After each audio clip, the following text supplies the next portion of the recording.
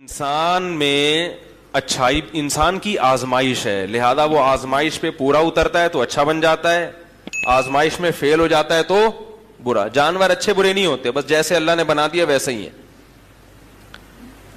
تو انسان میں بڑی مصیبت یہ ہے کہ اس کے اندر کچھ روحانی بیماریاں آتی ہیں۔ اس کا دل چاہتا ہے کہ جھوٹ بول کے کماؤں، اس میں زیادہ کمائی ہے۔ اس کا دل چاہتا ہے کہ دھوکہ دوں، اس کا دل چاہتا ہے کہ نظر کی حفاظت نہ کروں، زنا کی طرف جاؤں، فحاشی کی طرف جاؤں، غصہ جب بھی آئے تو سامنے والے کو نقصان پہنچاؤں، چاہے میں وہ غلطی پر ہو یا نہ ہو۔ یہ انسان کے اندر کی نا باڈی کی ریکوائرمنٹ ہوتی ہے، اپنی خواہشات پوری کروں، بس خلاصہ اس کا یہ ہے۔ تو بہت ساری بیماریاں ہیں۔ اب اگر ان بیماریوں میں سے ایک ایک بیماری کا علاج کیا جائے تو بڑا ٹائم لگتا ہے اس میں۔ کسی کو عشق مجازی ہو گیا، وہ آتا ہے بزرگ کے پاس، حضرت وہ آنکھ میں ٹکا ہو گیا، طبیعت کی سیٹنگ۔ چوری کی بیماری بھی ہے، چاہے وہ بجلی چوری کر رہا ہو، گیس چوری کر رہا ہو، یا لوگوں کے بٹوے سے پیسے چوری کر رہا ہو، یہ لت پڑ جاتی ہے۔ زنا کی لت پڑ جاتی ہے، اور معلوم نہیں کیا کیا گناہ ہے جس کی نوجوانوں کو اور مرد اور عورتوں کو لت پڑ رہی ہے۔ ٹائم ویسٹ کرنے کی لت پڑ جاتی ہے، سارا دن ٹیلی ویژن کے آگے بیٹھے ہوئے ہیں۔ ارے بھائی کچھ کر لو، کیوں ٹائم ضائع کر رہے ہو؟ نہیں، کچھ ہوتا ہی نہیں ہے، دل ہی نہیں لگتا کسی کام میں۔ دل صرف ایک کام میں لگتا ہے، گلی کے باہر گٹر کے ڈھکن پہ بیٹھو اور ایک منہ میں گٹکاؤ اور بس اپنی منمانی زندگی۔ سب سے زیادہ مزہ اس میں آتا ہے کچھ بھی نہ کرو، بس یہ مزے کا کام ہے۔ کچھ کرنے کے لیے تو نفس کے خلاف مجاہدہ کرنا پڑتا ہے نا۔ خواتین کا دل چاہتا ہے پردہ نہ کریں، ماں بلائے تو جواب بولو نا۔ یہ بڑا مسئلہ ہے آج کل، گھروں میں مائیں بیٹی کو بلاتی ہیں، بیٹی جواب ہی نہیں دیتی۔ نماز توڑنے کا حکم ہے، نماز توڑ کے ماں کی پکار کا جواب دو۔ اور یہ ڈرامے کی وجہ سے ماں کی پکار کا جواب کہ ڈرامہ دیکھ رہی ہے، واٹس ایپ پہ لگی ہوئی ہے، فیس بک پہ بیٹھی ہوئی ہے۔ تو جب باپ اور ماں کا نہیں ہے تو میاں کا کہاں سے ہوگا؟ کیا خیال ہے میاں کا؟ کیونکہ اس کی تو ساری حرکتیں ان کو پتہ ہیں۔ کیا خیال ہے بھائی؟ ابا کے بارے میں تو بھائی اچھے ہی ہوتے ہیں سب کے ابا، میاں کے تو ایک ایک حرکت بیوی کو کیا ہوتی ہے، تو اس کی عقیدت کہاں سے آئے گی دل میں؟ اسی طرح میاں صاحب حقوق ادا نہیں کر رہے، دوستوں کے ساتھ تو ہی ہا ہا، گھر میں آتے ہی منہ پہ پورے 12 بجنا شروع ہو جاتے ہیں۔ تو یہ ساری سیٹنگ آؤٹ ہوتی ہے۔ اب اس میں معاشرے کی اصلاح کہاں کہاں انسان کرے بیٹھ، بھائی یہ بھی ٹھیک کر لو، یہ بھی ٹھیک کر لو، یہ بھی ٹھیک کر لو، یہ بھی ٹھیک کر لو، یہ بھی یہاں بھی انسان کے بچے بن جاؤ، ایسا کیوں کر رہے ہو، یہ کیوں کر رہے ہو، یہ کیوں کر رہے ہو۔ تو حضرت حکیم علماء فرمایا کرتے تھے آخرت کی فکر پیدا کر لو، بس کیا کر لو کہ بھائی جو بول رہا ہوں، جو کر رہا ہوں وہ لکھا جا رہا ہے، اور اس کا ایک دن حساب بولتے کیوں نہیں بھائی، حساب دینا۔ فرمائے ساری چیزیں خود بخود سیٹنگ پہ۔ یہ موسیٰ علیہ السلام کی لاٹھی ہے آخرت کی فکر، جو سارے سانپوں کو، جو دنیا کے سانپ اور برائیوں کے سانپ ہیں، ان کو ایک ہی نوالے میں کھا جائے گی، کیونکہ آپ کو خود اپنے آپ کو ٹھیک کرنے کی فکر پیدا ہو جائے گی۔ جب فکر پیدا ہوگی تو پہلے یہ ہوگا کہ کون سی چیزیں ٹھیک ہیں ان کا پتہ چلا لوں، اور کون سی چیزیں غلط ہیں ان کا بھی پتہ چلا لوں۔ پھر اگلی فکر یہ ہوگی جو ٹھیک ہیں وہ اختیار کر لو، اور جو برائیاں ہیں وہ چھوڑ دو۔ یہ دو چیزیں خود بخود پیدا ہو جائیں گی، کیونکہ جن لوگوں میں آخرت کی فکر ہوتی ہے ان کے حالات ہم نے دیکھے ہیں، وہ بہت زیادہ ٹھیک ہو جاتے ہیں، اتنے ٹھیک جتنے آپ اور ہم افورڈ بھی نہیں کر سکتے۔ ہمارے شیخ حضرت مفتی رشید احمد صاحب رحمہ اللہ تعالی فرماتے تھے کہ بچے کی غلطی پہ جب غصہ آئے، اپنے بچے کی، اس وقت اس کو سزا بولو بھائی نہ دو، کیونکہ اس میں اتنا جرم نہیں ہوگا جتنا غصے کی وجہ سے آپ اس کو سزا دو گے۔ اس کا بھی قیامت کے دن حساب۔ باپ کو اجازت نہیں ہے کہ اولاد پہ ظلم کرے، ظلم کرے گا تو قیامت میں حساب دینا پڑے گا۔ بتاؤ جو اپنی اولاد کو غصے میں نہیں مار رہا کہ کہیں زیادتی نہ ہو جائے، جبکہ غلطی اولاد نے کی ہے، بلکہ وہ غصے کے ٹھنڈا ہونے کا انتظار کر رہا ہو تو وہ آدمی بہنوں کی وراثت کیسے کھائے گا؟ بولو نا بھائی. وہ کیسے لوگوں کے کروڑوں روپے کھا کے بیٹھے گا؟ وہ کیسے قتل کرے گا؟ وہ کیسے ظلم کرے گا؟ حضرت مفتی محمد شفیع صاحب رحمہ اللہ تعالی کا بھی یہی معمول تھا. فرماتے ہیں جب مجھے غصہ آتا تھا تو میں اپنے بچوں پہ سختی، جب غصہ ٹھنڈا ہوتا تھا پھر اپنے بیٹوں کو بلاتے تھے. کون بیٹے؟ حضرت مفتی تقی عثمانی صاحب، حضرت مفتی رفیع عثمانی صاحب. پھر اللہ ایسی اولادیں بناتا ہے جب باپ ایسا ہو. کیا خیال ہے بھائی؟ فرماتے ہیں جب غصہ ٹھنڈا ہوتا تھا پھر بلاتا تھا، اور ایک سوٹی ہاتھ میں ہوتی تھی. ہاں بھائی یہ کیا تھا، ٹڑک، اتنا پورا تمیز سے، جتنا غلطی ہے اس حساب سے سیٹنگ پہ بس لانا ہے تھوڑا سا. ہم پوری ونڈو ریموو کر دیتے ہیں بھائی. ریفریش کرنے سے کام چل رہا ہے، پورا کمپیوٹر ہی یعنی پہلے تو ونڈو اٹھا کے پھر بچہ ہی بھاگ جاتا ہے. ٹھیک ہے، پورا کمپیوٹر چینج کرنا پڑتا ہے. کوٹ رہے ہیں تسلی سے، مار رہے ہیں، پیٹ رہے ہیں.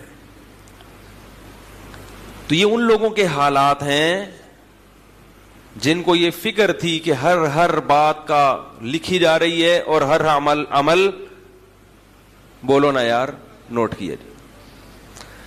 ہمارے حضرت کے پاس ایک شخص آیا، اصلاحی تعلق تھا. جب اس کے دل میں آخرت کی فکر پیدا ہوئی ہے، آخرت کا خوف، تو خود احساس ہوا کہ میں اپنی بیوی کے ساتھ زیادتی کرتا ہوں، جتنی بات نہیں ہوتی سزا زیادہ دیتا ہوں.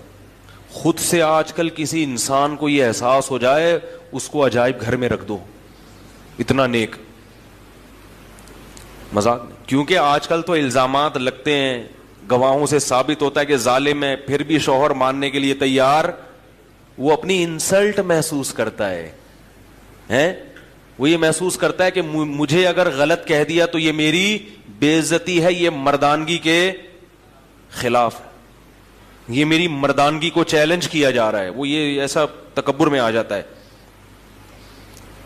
اگر آپ بول دیں نا بھائی تم غلط ہو، تم ظلم کر رہے ہو زیادہ، تیش میں بولے آئندہ مفتی صاحب کے پاس کیس گیا نا، ایسے لوگ بھی ہیں کہ ان کی بیوی نے میرے پاس کیس دائر کیا، دونوں کی باتیں میں نے سنی، مجھے اندازہ ہوا، تو بیوی کو دھمکی دی کہ آئندہ مفتی صاحب سے رابطہ کیا تو تجھے طلاق ہے.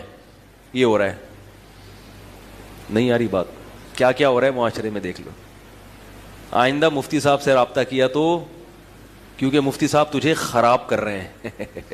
مفتی صاحب گھر اجاڑ رہے ہیں. تمہیں گھر بسانے کی فکر ہوتی تو یوں کہتے رابطہ کیا تو طلاق ہے. طلاق کا لفظ استعمال کرنے والا ہے بھائی، وہ گھر تو خود اجاڑ رہا ہے تو. حالانکہ یہ وہ لوگ ہیں جنہوں نے شادی بھی میرے مشورے پہ ہی کی ہے. ہائے ہائے ہائے، کیسے سمجھائیں یار. ہمارے ہی بلی ہمیں ہی میاؤں کر رہی ہے. تو عدل بہت کم ملے گا آپ کو لوگوں کی طبیعت میں، اعتدال بہت کم. کہ بھائی اپنے خلاف بھی سننے کے. میرے والد صاحب کی اللہ مغفرت فرمائے، بچپن سے ایک بات ہم ان سے سنتے آئے تھے، جس نے حق بات سننے کا تحمل پیدا کر لیا اللہ اسے حق پہ چلنے کی توفیق عطا فرما دیتا. چاہے چلنے کی نیت نہ بھی ہو نا، بس یہ ہو کہ میں اپنی برائی ٹھنڈے پیٹوں سن لوں، آرام سے سن لوں، جواب نہ دوں، بس یہ بول دوں ٹھیک ہے آپ نے مجھے بتا دیا، میں غور کروں گا، اتنا بھی کافی ہے. تو دھمکیاں دینے پہ آ جاتے ہیں. کوئی بھی اپنے خلاف کچھ بھی سننے کے لیے تیار، بولو بھائی، نہیں. یہ سبھی کی حالت ہے، سب کی حالت ہے یہ. اس لیے یاد رکھو، زیادہ خوش قسمت وہ نہیں ہے جو دوسروں کی برائیاں بیان کر رہا ہے. سب سے خوش قسمت وہ ہے جو اپنی برائی سننے کے لیے تیار ہے، اس میں ظرف ہے. میں بہت نالائق آدمی ہوں، لیکن میں نے لوگوں کو کھلی اجازت دی ہوئی ہے. بیان میں کوئی بات نظر آئے، کوئی آپ کو لگے یہ غلط ہے، کھلے دل سے آ کے مجھے بتائیں. اور مجھے بتاتے رہتے ہیں، ہمارے دوستوں سے پوچھ لو، یار مفتی صاحب آپ نے تو بہت بڑی پھینک دی. اس طرح کی باتیں کرتے ہیں مجھ سے. کیا ہو گیا یار، آپ نے یہ بولا، اس کا کوئی ثبوت ہے؟ تو میں ان کو ثبوت پیش کرتا ہوں. نہیں ہوتا تو بولتا ہوں اچھا بھائی رجوع کا اعلان کر دوں گا. یار آپ نے یہ بولا، اس کا تو یہ نقصان ہوا ہے معاشرے میں. 10 سال سے معمول ہے الحمدللہ. لوگ ہاں اس آدمی کی بات نہیں سنتا جو خیر خواہ نہیں ہے، کیونکہ جو بدخواہ ہوتے ہیں ان کا مقصد طنز ہے, ان کا مقصد کیڑے نکالنا ہے, ان کا مقصد آپ کی اصلاح نہیں ہے. جو اصلاح کی نیت سے آئے گا, خیر خواہ بن کے آئے گا, ہمارے دل کے دروازے بھی کھلے ہوئے ہیں اور گھر کے دروازے بھی کھلے ہوئے ہیں, چونکہ یہ لوگ ہمارے خیر خواہ ہیں. کوئی بھی فرشتہ نہیں ہوتا, کوئی بھی پورا کامل نہیں ہوتا. عالم کی تباہی اس وقت شروع ہوتی ہے جب وہ سمجھ لے کہ ہم چما دیگرے نیز, میرے جیسا کوئی دوسرا نہیں ہے. ہمارے بزرگ, ہم نے اپنے بزرگوں سے سنا ہے کہ جس دن دل میں یہ خیال آ گیا نا مجھ جیسا دیگرے نہیں ہے, دیگر فارسی کا لفظ ہے, مجھ جیسا کوئی نہیں ہے, تو فرمایا کہ یہ فارسی کی مثال اصل میں یوں ہے, ہم چما دیگرے نیست, تو اس کو یوں کر لیا کرو, ہم چما ڈنگرے نیست. ڈنگر پتہ ہے نا, وہ ڈنگر کہتے ہیں نا بے وقوف آدمی کو جس میں عقل نہ ہو. جس دن یہ خیال آ گیا کہ میں ہوں سب سے بڑا فنٹر, مجھ سے کوئی غلطی نہیں ہو سکتی, تو سمجھ لو تم ہو سب سے بڑے ڈنگر, سب سے بڑے گدھے پھر تم ہو.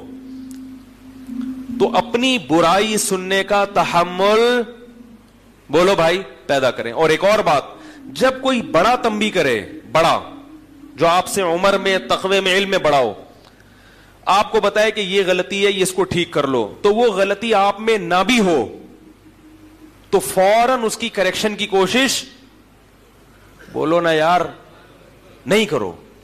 تھوڑی دیر کے لیے مان لو کہ یہ غلطی مجھ میں ہے, بعد میں کبھی موقع ملے تو پھر بتاؤ کہ حضرت آپ کو غلط فہمی ہوئی ہے, وہ ایسا نہیں بلکہ ایسا ہے.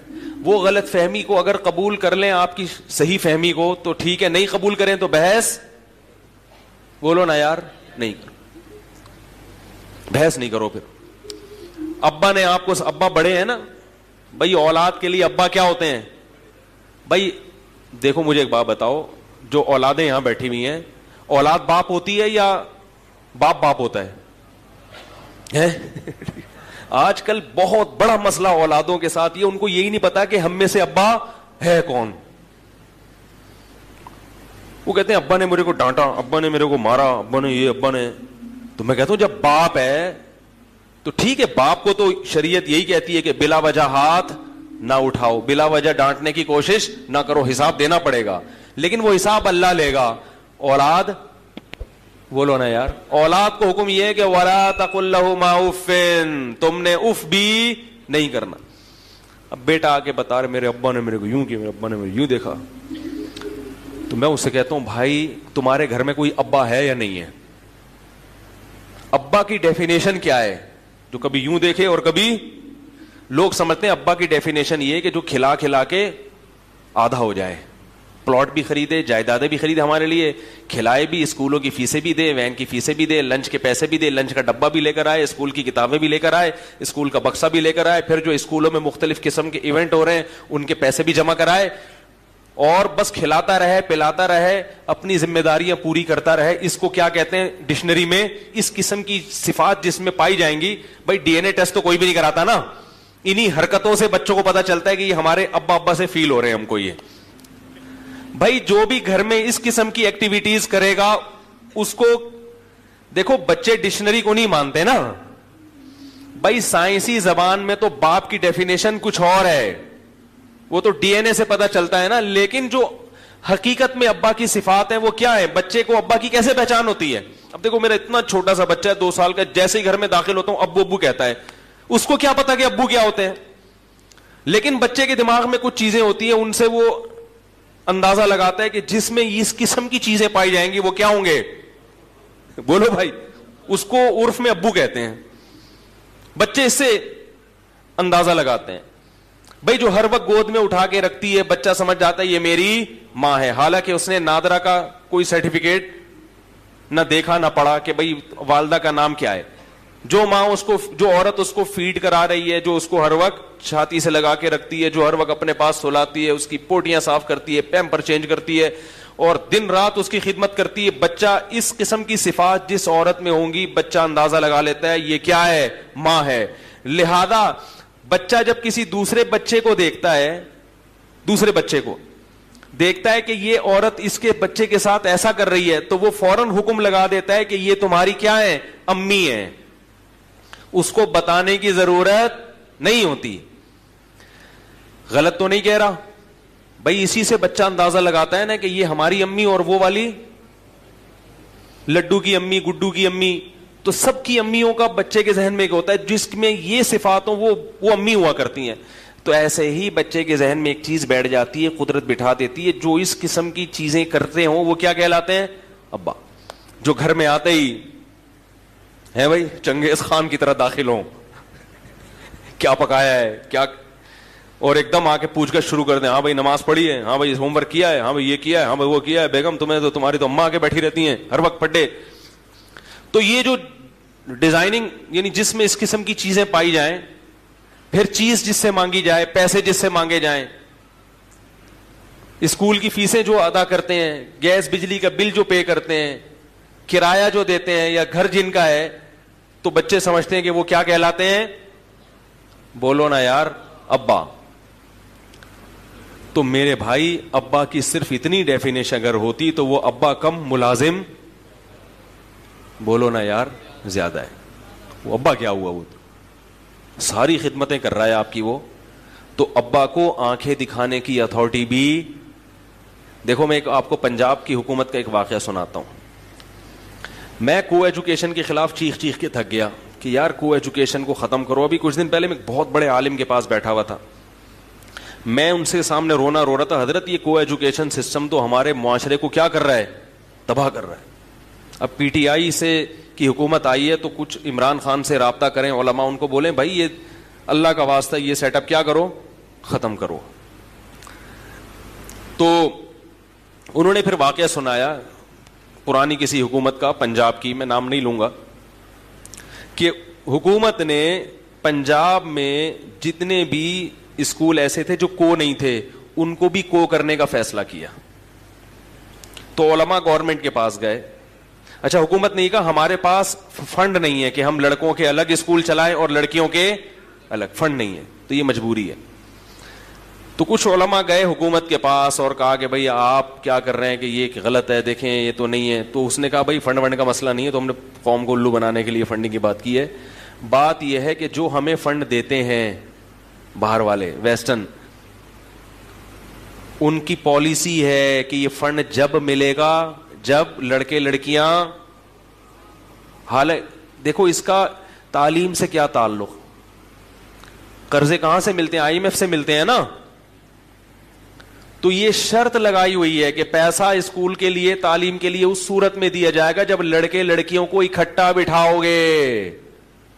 نہیں یاری میرا خیال ہے بات. تو اگر ہم یہ کو سسٹم ختم کر دیں تو باہر سے پیسہ آنا بند. پھر اس وزیر اعلیٰ نے یہ کہا کہ جس کا کھاتے ہیں چلے گی بھی, ارے بولو نا یار, اسی کی. صاف لفظوں میں کہہ دیا بھائی جس کا کھا رہے ہیں پالیسیاں بھی انہی کی, پیسے بھیک کی طرح ان سے لے رہے ہیں جو بھیک دے رہا ہے, تو پالیسی بھی اسی کی چلے گی نا. بالکل صحیح کہا. جب آپ بھکاری بن جاؤ تو پھر آپ کی اپنی کوئی پالیسی نہیں ہوتی. اور ان قرضہ دینے والوں کی سوچ پہ بھی لعنت ہے, ان کو تعلیم سے مطلب نہیں ہے, بھلے یہ کوئی شرط ہے بھائی تمہیں ایجوکیشن چاہیے تو تمہیں کیا ہے کہ دونوں کو اکٹھا بٹھاؤ. اس کا مطلب یہ کچھ کام یعنی مدد کے بہانے بہت ساری چیزوں پہ ہمارے کلچر پہ ڈاکہ ڈال رہے ہیں. ان کو پتا ہے کہ کچھ ان کی خدمت کرو اور اس کے بہانے بہت ساری چیزیں اپنی منواؤ ان سے. اس سے پتا چلتا ہے کہ وہ ہمارے فیملی سسٹم کو تباہ کرنے میں کتنے حساس ہیں کہ ان کا خاندانی نظام تباہ کرو. ان کے ہاں ڈاکٹر پیدا ہوں, انجینئر پیدا ہوں, مگر مہذب لوگ پیدا نہ ہوں, کیونکہ اسکولنگ پہ تو خرچ کر رہے ہیں, لیکن ہمارے فیملی سسٹم کو بچانے کی بجائے تباہ کرنے کی کوشش میں لگے ہوئے ہیں. تو اس سے پتا چلتا ہے کہ ان کو ڈاکٹروں سے تکلیف نہیں ہے, ان کو اس سے ہے کہ یہ, کیونکہ یاد رکھو غیرت مند لوگ ہمیشہ خاندانوں میں پیدا ہوتے ہیں. جس کے نہ ابا کا پتا نہ اما کا پتا, وہاں غیرت مند لوگ پیدا نہیں ہوتے. خاندان ہوتا ہے تو انسان کی پہچان ہوتی ہے نا. جب یہ سسٹم زنا پھیلے گا معاشرے میں تو خاندانی نظام برباد ہو جائے گا. جیسے وہ خود برباد ہو گئے تو وہ چاہتے ہیں کہ ہم بھی کیا ہو جائیں, برباد ہو جائیں. تو میں یہ کہہ رہا تھا کہ ہمارے وزیر اعلیٰ نے ارشاد فرمایا کہ جس کا کھا رہے ہیں پالیسی بھی اسی کی چلے گی. کاش گھروں کی خواتین کو یہ بات سمجھ میں آ جائے کہ جس کا کھا رہی ہو بھائی پالیسیاں بھی.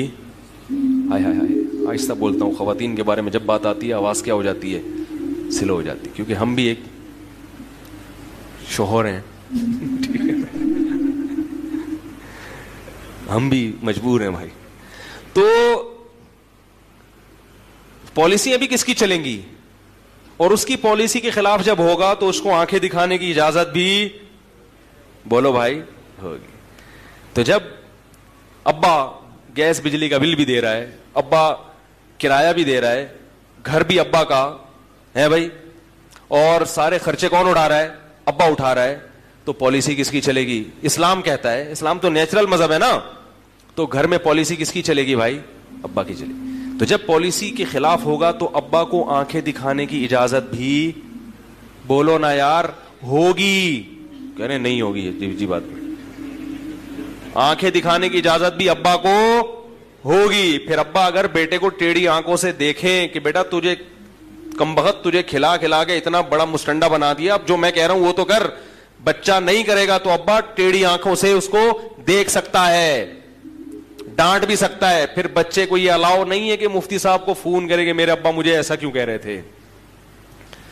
अगर वो बच्चा शिकायत करेगा तो इसकी मतलब होगा कि बच्चे की नजर में बाप की जो डेफिनेशन है वो ये कि वो खिला खिला के जवान कर दे, पिलाए खिलाए, सारे खर्चे बर्दाश्त करे, मगर चलेगी किसकी? हमारी। तो ये डेफिनेशन गलत है, समझ रहे हो? इसको अपनी डिक्शनरी में थोड़ा सा चेंज कर लो, थोड़ी सी करेक्शन कर लें, उसमें इजाफा कर दें कि सारे खर्चे अब्बा उठाएगा, बवक्ते जरूरत आंखें भी दिखाएगा। समझ रहे हो? और कभी कभार भाई, कभी कभार तबीयत से चित्रौल भी, बोलो ना यार, लगाए।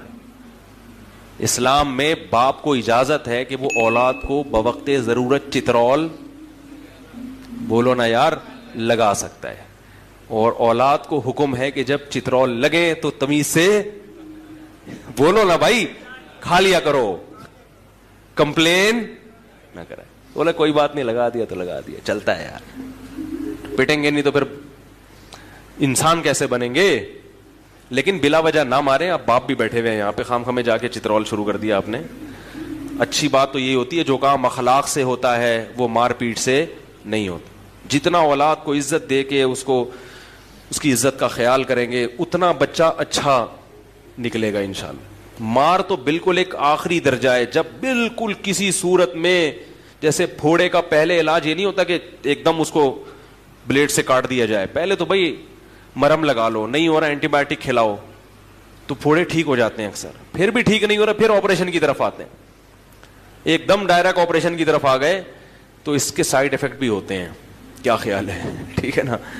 तो इसलिए जो वालिदैन बिला वजह औलाद पे सख्ती करते हैं, मोहब्बत से बात नहीं करते, उनको इज्जत नहीं देते, उनको समझाते नहीं है, उनकी गलतियों पे चशमपोशी भी करनी चाहिए कि चलो सारी चीज़ें ठीक नहीं होती, ये गलत हो गई। तो एक बंदे ने मुझे खुद बताया, कह रहे मैं स्कूल में पढ़ता था को एजुकेशन, तो किसी लड़की को इसने छेड़ दिया, अल्लाह माफ़ फरमाए, आप नहीं छेड़ना शुरू कर दें। जब छेड़ा है तो वो लड़की और उसकी अम्मा पहुंच गई इस लड़के के घर में।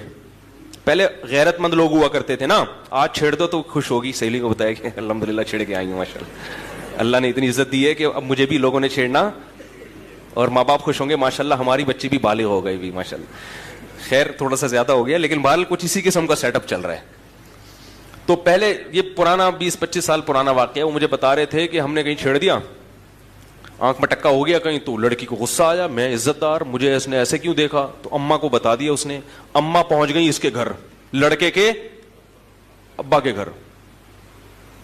तो कह रहे वो अब्बा शुक्र है घर पे नहीं थे, अम्मा को बताया। तो कह रहे जब मेरी मां को बताया कि तुम्हारा बेटे ने मेरी बेटी को छेड़ा है, सही है, अल्लाह के बंदो, अगर छेड़ा भी है तो पूरे मोहल्ले को बताने की क्या जरूरत है भाई, अपनी इज्जत अपने हाथ में होती है ना। चलो खैर ये सिर्फ अम्मा ही को बताया, लेकिन ये लोग पूरी दुनिया में मशहूर कर देते हैं। तो उसकी मां ने क्या बोला, वो शख्स मुझे खुद बता रहे कि मेरी वालदा ने बोला कि मेरा बेटा ऐसा नहीं हो सकता, ये हर जुर्म कर सकता है मगर किसी की बहू बेटी पे गलत निगाहें नहीं डाल सकता, मैंने इसको हमेशा हलाल खिलाया है, हराम وہ بیٹا کہہ رہا ہے یار میری ماں کے جب میرے بارے میں یہ کمنٹس تو میں تو شرم سے زمین میں, بولو بھائی, گڑ گیا. یار میری ماں مجھے اتنا اچھا سمجھتی ہے. کہہ رہے اس چیز نے مجھے مجبور کیا کہ آئندہ میں یہ حرکت, بولو بھائی, نہیں کروں. ماں کہہ رہی ہے یہ نہیں ہو سکتا بھائی, اتنے گھٹیا نہیں ہیں ہم لوگ, اتنے برے نہیں ہیں, اتنے گھٹیا خاندان کے لوگ نہیں ہیں ہم کہ ہمارا بیٹا جا کے دوسرے کی بہنوں اور بیٹیوں کو چھیڑنا شروع کر دے. ایسا نہیں ہو سکتا, کچھ اور کیا ہوگا. تو کہہ رہے وہ حالانکہ کہہ رہے ہم چھیڑ کھاڑ کے آئے ہوئے تھے. ٹھیک ہے, لیکن ماں کی طرف سے یہ جو عزت ملی نا, کہہ رہے اس چیز نے مجھے آئندہ اس جرم سے روک دیا کہ بھائی نہیں ہوگا, اب نہیں ہوگا. جیسی ہماری ماں ہمیں سمجھتی ہے تو ہم, آج کل الٹا ہوتا ہے. ابا کے پاس کیس آتا نا, ابا پتہ کیا, ابا کیا کرتے, ابا بولتے چھیڑ دیا, مجھے تو پہلے ہی پتا تھا یہ کیا کرے گا, یہ دنیا میں سالہ کسی کام کا یہ ہے نہیں. میں تو پیدا ہوا تھا جس قسم کی آنکھوں سے یہ نرسوں کو دیکھ رہا تھا, اسی وقت میں نے اندازہ لگا لیا تھا کہ یہ ٹھیک ہے بھائی. جب یہ پیدا ہوا تھا نا تو جس طرح یہ نرسوں کو دیکھ رہا تھا مجھے اسی وقت اندازہ ہو گیا تھا یہ بندہ ٹھیک. تو اس سے کیا ہوگا بھائی, اس میں اور نیگیٹو جذبات. یار میرے ابا میرے کو سمجھتے میں تو آدمی 2 نمبر ہوں, تو پھر تمیز سے 2 نمبر کیا, پھر 4 نمبر بن کے دکھاؤ نا. ایک شخص نے ہیروئن پی, نوجوان لڑکا تھا, انتقال ہو گیا, اللہ مغفرت فرمائے. حالانکہ شریف آدمی تھا, اس کی صحت تھی خراب, بیچارے کو بنتی, حالانکہ کوئی بیماری نہیں تھی, مگر اس کی صحت ہی نہیں بن پا رہی تھی, ہڈیاں نکل رہی ہیں, چہرہ اندر جا رہا ہے. تو لوگوں نے کیا کہنا شروع کر دیا, یار لگتا ہے تم پیتے ہو. واقعی شکل سے بیچارہ ایسے لگ رہا تھا, حالانکہ ایسا تھا نہیں وہ. تو مجھے خود اس نے بتایا کہ لوگ نے مجھے تانا دیا کہ تم ہیروئن پیتے ہو, حالانکہ کہہ رہا میں نہیں پیتا تھا. پتہ نہیں کوئی بعض بیماریاں ٹریس نہیں کر پاتے ڈاکٹر, صحت نہیں بن رہی تھی, بالکل ہڈیاں نکل رہی تھی. کہہ رہا بالآخر میں نے جا کے پینا شروع کر. میں نے کہا جب لوگ مجھے برا سمجھتے ہیں تو میں برا بن کے دکھاؤں گا. غلط کیا اس نے, انتقال ہو گیا, اللہ تعالیٰ مغفرت کرے اس کی. لیکن جن لوگوں نے اس کو اس قسم کے تانے دیے وہ بھی اس جرم میں برابر کے شریک ہیں یا نہیں ہیں. تو بھائی کسی گناہگار کو زیادہ اس طرح سے آپ کرو گے نا تو اس سے گناہ پہ کیا ہوتی ہے, مزید جرت پیدا ہوتی ہے. تو اباؤں کو بھی چاہیے کہ اولاد کی تربیت میں تھوڑا سا اس کی عزت کا خیال, ارے بول لو یار, رکھ لیا کریں. بیٹا تم بڑے اچھے آدمی, ایسا تم سے ہو گیا لیکن ہمیں پتا ہے تم ایسے ہو نہیں, کیونکہ مجھ سے بھی ایک دفعہ ہو گیا تھا ایسے. ٹھیک ہے, یہ زیادہ راز نہ فاش کریں اس کے سامنے. میری تو تھوڑی سی عادت ہے دائیں بائیں نکلنے کی. ایسا نہ کہیں کہ میں بھی کر چکا ہوں. بچے کے سامنے کبھی اپنی برائی نہ آنے دو. بچوں کو جب باپ کا پتہ چلتا ہے نا باپ سے ہی غلطی ہوئی ہے تو بہت منفی اثرات پڑتے ہیں اس کے اوپر. بچے کے سامنے تو باپ کی تعریف ہی ہوگی, تمہارے باپ جیسا کوئی دنیا میں ہے ہی نہیں. تو لیکن پھر بھی اگر ابا نے آنکھیں دکھا دیں اور کبھی 2-4 تھپڑ لگا دیے تو عزت دار آدمی تمیز سے مار کھاتا ہے, وہ چرچے نہیں کرتا کہ ارے ابا ہیں یار جب کھلا رہے ہیں, کیا اوقات ہے باپ اگر نکال کے گھر سے باہر بولے چل نکل بے یہاں سے, کیا اوقات ہے, کوئی پوچھے گا.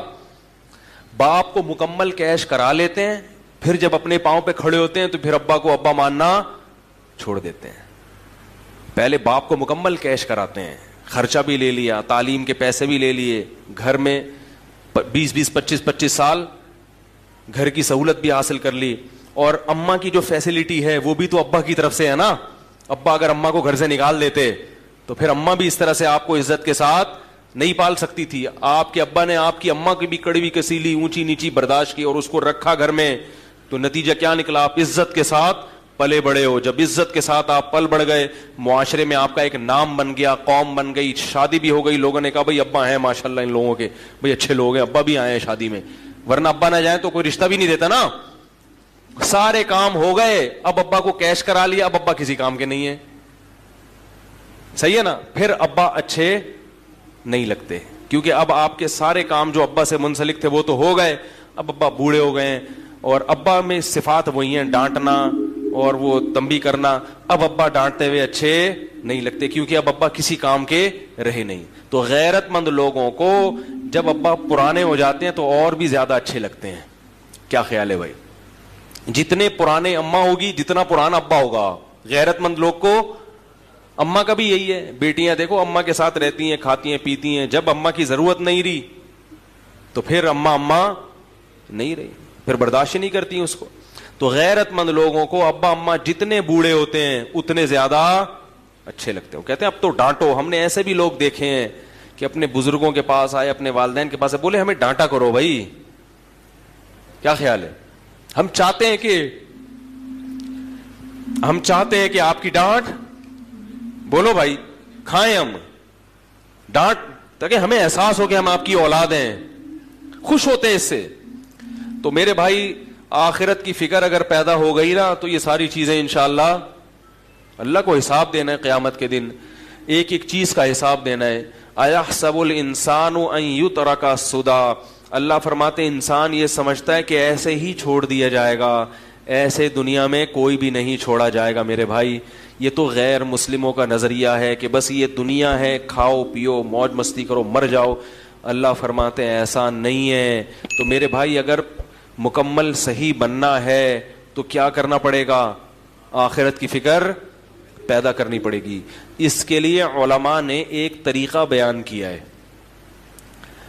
کیونکہ ابھی تو میں نے بھی بیان کر لیا, آپ نے بھی بیان سن لیا, تھوڑا سا احساس ہو گیا. جب گھر جاتے ہیں تو سب بھول بھلائیاں, کیا خیال ہے؟ پتہ ہی نہیں چلتا, بیان ہی ہوا تو یاد بھی نہیں رہتا کیا باتیں ہوئی ہیں کیا نہیں ہوئی ہیں, سب بھول بھلائیاں ہو جاتا ہے. تو علماء نے اس کا طریقہ بیان کیا ہے کہ روزانہ رات کو سونے سے پہلے 5 منٹ محاسبہ کریں اور 5 منٹ مراقبہ کریں. بات آ رہی ہے سمجھ میں؟ 5 منٹ محاسبہ اور 5 منٹ. دیکھو جو کام تھوڑا ہو مگر ڈیلی بیسس پہ ہو اس کی برکات زیادہ ہوتی ہیں, اور جو کام زیادہ ہو مگر پابندی سے نہ ہو اس میں برکت, بولو نا یار, نہیں ہوتی. لوگ ایک دم صحت بنانے آتے ہیں نا, وہ طاقت کی دوائیں کھانا شروع, یہ وہ ایک اور بڑی اچھی اچھی خوراکیں کھانا شروع, تھوڑے دن میں جوش ختم. تو جو کنٹینیو کوئی بھی کام کرے گا نا پابندی سے, چاہے تھوڑا ہو, اس کی برکتیں زیادہ. تو 5 منٹ سے زیادہ نہیں, زیادہ کریں گے تھک جائیں گے. تو 5 منٹ بہت ہیں. مراقبہ اور 5 منٹ. مراقبہ کسے کہتے ہیں؟ یہ مراقبے سینٹر والے مراقبے نہیں جو روحانی لوگ کراتے ہیں ٹوپی ڈرامے. مراقبہ ہال میں آئیے اور مراقبہ کیجیے اور پھر آپ گھومیں گے آسمان کی سیر کی. یہ دماغی کیا ہے, تھوڑی سی سیٹنگ آؤٹ ہونے کی دلیل ہے. مراقبہ وہ جو حدیث میں آتا ہے, اور محاسبہ وہ جس کا اللہ اس کے رسول نے حکم دیا. محاسبے کو آج کی زبان میں احتساب کہا جاتا ہے. آپ نے سنا ہوگا نا بھائی, احتساب سب کا ہوگا. یہ لفظ سنا ہے کہ نہیں سنا؟ ارے کہتے ہیں نا اپوزیشن کا بھی احتساب ہوگا. اپوزیشن جب والے حکومت میں آتے کہنے سب کا احتساب ہوگا, یعنی ہمارے علاوہ سب کا. بھائی یہی مطلب ہوتا ہے نا. وزیر اعظم جب تقریر کرتے ہیں کہ سب کا احتساب ہوگا, مطلب کیا کہ میرے علاوہ جتنے بھی دنیا میں لوگ ہیں سب کا احتساب ہوگا. حکمرانوں کی یہ سوچ ہوتی ہے. جب عدالت کہہ رہی ہوتی ہے کہ سب کا احتساب ہوگا تو مطلب جج صاحب کہتے ہیں میرے علاوہ جتنے بھی لوگ ہیں سب کا احتساب ہوگا. تو احتساب کا مطلب چیک کرنا کہ کیا کر رہے ہو, ٹھیک ہے نا, کتنی تمہارے اندر جرائم ہیں, کتنی غلطیاں ہیں, کتنی خوبیاں ہیں. تو یاد رکھو اللہ اس کے رسول نے ہمیں جو حکم دیا نا محاسبہ کرنے کا, جو احتساب, وہ محاسبہ تھوڑا سا اس سے مختلف ہے. اس میں یہ کہ کسی کا بھی احتساب نہیں ہوگا, صرف کس کا ہوگا؟ بولو نا یار, میرا ہوگا. کسی کا محاسبہ نہیں. محاسبہ احتساب, اردو میں احتساب کہتے ہیں تو وہ آسان لفظ ہے. صرف کس کا احتساب ہوگا؟ میرا. اور کون کرے گا؟ خود کروں گا میں. میں یہ نہیں دیکھوں گا میری بیوی کیا کر رہی ہے, میری اماں کیا کر رہے ہیں, میرے ابا کیا کر رہے ہیں, میرے بچے کیا کر رہے ہیں, میرا پڑوسی کیا کر رہے ہیں, میرا باس میرے ساتھ کیسا ہے, میرے امپلائیز میرے ساتھ کیسے ہیں. نا نا نا نا نا, میں اپنا محاسبہ کروں گا کہ میں اللہ کے ساتھ اور اللہ کی مخلوق کے ساتھ کیسا ہوں. اپنی خامیاں تلاش کروں گا. جس کو اس چیز کی عادت ہو گئی بس وہ سمجھو کامیاب ہو گیا. اپنا احتساب کرنے کے لیے ہم میں سے کوئی بھی تیار, بولو نا یار, نہیں ہے. دوسروں کے پیچھے ڈنڈا لے کے پڑے ہوئے ہیں, حالانکہ دوسرے کی اصلاح ہمارے بس میں نہیں ہے. ہم صرف اپنے آپ کو ٹھیک کر سکتے ہیں, دوسرے کو ٹھیک ہونے کا مشورہ دے سکتے ہیں. بلکہ ہمارے حضرت فرمایا کرتے تھے دوسرے کو ٹھیک ہونے کا مشورہ بھی اس لیے دیا کرو کہ میں نے اپنے آپ کو ٹھیک کرنا ہے, اور اس میں یہ بھی داخل ہے کہ جو برائی نظر آئے تو اس کو ختم کرنے کی کوشش. تو تبلیغ بھی اس نیت سے کہ بھئی یہ میری ذمہ داری ہے, نہیں کی تو میں پکڑا جاؤں گا, تو میں اپنی ذمہ داری پوری کر رہا ہوں, مجھے تمہاری فکر نہیں ہے. بات نہیں آ رہی میرا خیال ہے. تو اپنی ذمہ داری. تو 5 منٹ روزانہ بیٹھ کر اپنے بارے میں سوچنا ہے کہ میں اللہ کے ساتھ اور اللہ کی مخلوق کے ساتھ ٹھیک ہوں یا نہیں ہوں. اللہ کے ساتھ ٹھیک ہونے کا کیا مطلب؟ نماز ٹائم پہ ہو رہی ہے کہ نہیں ہو رہی, نظر کی حفاظت ہو رہی, انٹرنیٹ پر بےہودہ فلمیں تو نہیں دیکھ رہا, انٹرنیٹ پر فحش چیزیں تو نہیں دیکھ رہا. یہ مخلوق کا حق نہیں ہے, یہ کس کا حق ہے؟ اس میں مخلوق نہیں پوچھے گی, اللہ پوچھے گا. سمجھ رہے ہو کہ نہیں سمجھ رہے؟ حج میں نے کیا ہے کہ نہیں کیا؟ اتنے پیسے آ گئے میرے پاس, حج تو ابھی تک ہوا نہیں ہے, پلاٹ پہ پلاٹ لیے جا رہا ہوں. زکاتیں دے رہا ہوں کہ نہیں دے رہا؟ زکات کے علاوہ ہر مہینے میں اپنے اماؤنٹ میں سے کتنا اللہ کے لیے صدقہ کرتا ہوں. اللہ نے تو نعمتوں کی بارشیں برسا دی ہیں, لیکن اس کو خوش کرنے کے لیے میں اس کی راہ میں خرچ کرنے کے لیے تیار نہیں ہوں. محلے کی مسجد ہے, کبھی انتظامیہ سے پوچھا کہ اس کے مصارف کتنے ہیں, پورے ہو جاتے کہ نہیں ہوتے؟ میں بھی اسی محلے کا نمازی ہوں, تو میرا بھی فرض بنتا ہے کہ اس مسجد میں اگر کوئی کمی ہے تو میں وہ کمی, جس محلے سے میں بھی آپ رہتے ہیں, مدرسہ ہے, اس کی ذمہ داری کس پر ہے؟ مسلمانوں پر ہے. تو یہ سب اللہ کے حقوق ہیں. اور پھر مخلوق کے, بیگم کے ساتھ میرا رویہ کیسا ہے؟ سمجھ میں نہیں آ رہا میرا خیال. اس کو کتنا ٹائم دیتا ہوں روزانہ؟ اگر ٹائم کی کمی ہوتی ہے, کسی دن بہت مصروف ہے, 2-4 دن گھر نہیں آیا آفس سے, مدنی مسجد کا کہہ کے کہیں نکل لیے, تو پھر اس کی تلافی کرتا ہوں کہ بھائی لوگ کہتے ہیں نا یار ہم تو 12 بجے آتے ہیں, صبح 6 بجے نکلے, کیسے ٹائم دے؟ تو میں کہتا ہوں بھائی چھٹی والے دن تلافی کر لو, قضا کر لو. جیسے ہر چیز کی قضا ہوتی ہے نا, سفر میں روزے نہیں رکھ سکے تو حضر میں کیا کرنے پڑیں گے؟ کیا خیال ہے بھائی؟ ایک PIA کے پائلٹ تھے بڑے اچھے زبردست, کہتے ہیں ہمیں تو ٹائم ہی نہیں ملتا, ہم تو ہر وقت ہوا میں ہی رہتے ہیں.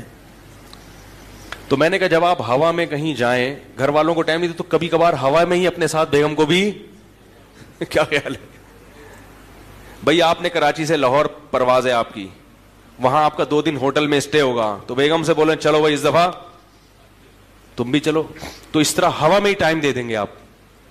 اور ظاہر ہے ہوا میں ہی تھوڑی رہیں گے, زمین پہ بھی. آپ گینز بک آف ورلڈ میں اپنا نام لکھیں گے. میں بیگم کو کہاں ٹائم دیتا ہوں؟ ہوا میں. ٹھیک ہے نا؟ تو خیر, ہر چیز کا جب محاسبہ کرو گے نا تو آلٹرنیٹ. ابا کو ٹائم, ابا کو بھی تو ٹائم دینا ضروری ہے میرے بھائی. ابا کو کتنا ٹائم دیتا ہوں, اماں کو کتنا ٹائم دیتا ہوں. رشتے دار ہیں, خونی رشتے ہیں, پھپھی خالہ, سالوں سال ہو گئے, ان سے ملنے کی نوبت نہیں آتی. ایک صاحب نے کہا ہمارے ابا پڑھاکو ہیں, وکیل ہیں, پڑھتے رہتے ہیں, 2 سال ہو گئے اپنی بہن سے بولتے کیوں نہیں یار, نہیں ملے. ابا سے بولو تو ابا کہتے ہیں بہن کون سا ملتی ہے. تو میرے بھائی نبی نے فرمایا رشتہ داری جوڑنا یہ نہیں ہے کہ جو ملے تو ملو, رشتہ داری جوڑنا یہ ہے کہ جو نہیں ملا پھر بھی تم اس سے کیا, تم نے تو اپنا احتساب کرنا ہے نا, تم بہن کا احتساب کرنے کے لیے تھوڑی بیٹھے ہو. ارے محاسبے میں یہ تھوڑی کرنا ہے کہ بہن مجھ سے کتنا ملتی ہے کتنا نہیں ملتی, الٹا محاسبہ. تم نے تو یہ کرنا ہے کہ میں اپنی ذمہ داری پوری کر رہا ہوں یا بولتے کیوں نہیں یار نہیں. تو روزانہ 5 منٹ کریں گے کہ نہیں کریں گے بھائی. اور دوسرا ہے مراقبہ. 5 منٹ کا وقت بہت ہو گیا.